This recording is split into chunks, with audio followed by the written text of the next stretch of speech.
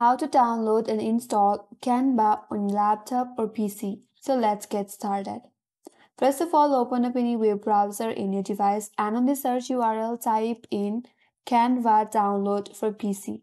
After that, head over to the first link on your interface, that is Canva for Windows desktop app download for free. Click on it.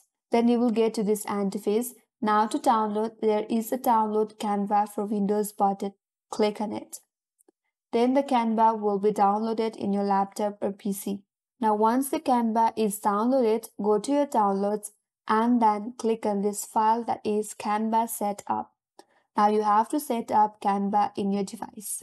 Open up the Canva setup file from your downloads and you have to wait until it gets installed.